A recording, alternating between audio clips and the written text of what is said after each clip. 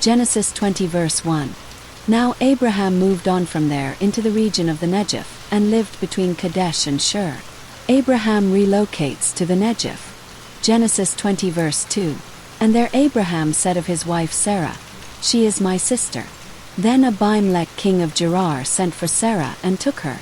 Abraham repeats the earlier deception about Sarah. Genesis 20 verse 3. But God came to Abimelech in a dream one night and said to him, "You are as good as dead because of the woman you have taken." God warns Abimelech in a dream. Genesis 20 verse 4. Now Abimelech had not gone near her. So he said, "Lord, will you destroy an innocent nation?" Abimelech pleads his innocence. Genesis 20 verse 5. Did he not say to me, "She is my sister"? And didn't she also say, "He is my brother"? Abimelech explains he was misled by Abraham and Sarah. Genesis 20 verse 6. Then God said to him in the dream, "Yes, I know you did this with a clear conscience." God acknowledges Abimelech's integrity. Genesis 20 verse 7. Now return the man's wife, for he is a prophet, and he will pray for you and you will live. God commands Abimelech to restore Sarah to Abraham. Genesis 20 verse 8. Early the next morning Abimelech summoned all his officials, and when he told them, they were very much afraid. Abimelech and his court fear God's warning. Genesis 20 verse 9.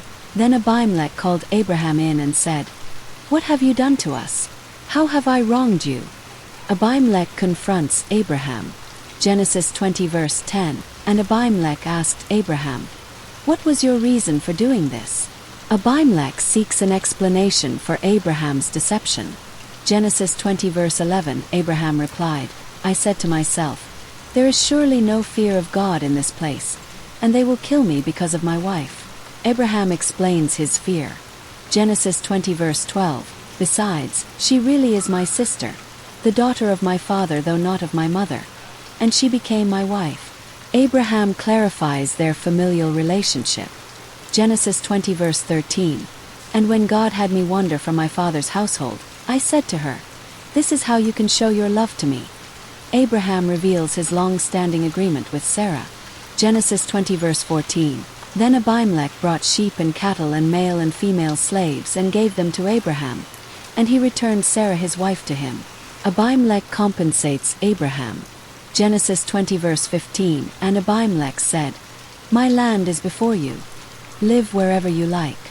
Abimelech grants Abraham freedom to settle in his land.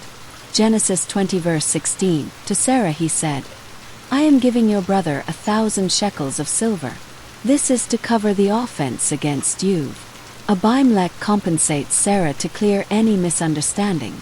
Genesis 20 verse 17. Then Abraham prayed to God, and God healed Abimelech, his wife, and his female slaves so they could have children again.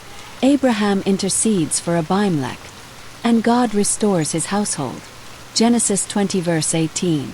For the Lord had kept all the women in Abimelech's household from conceiving because of Abraham's wife Sarah. God lifts the punishment after Sarah is restored.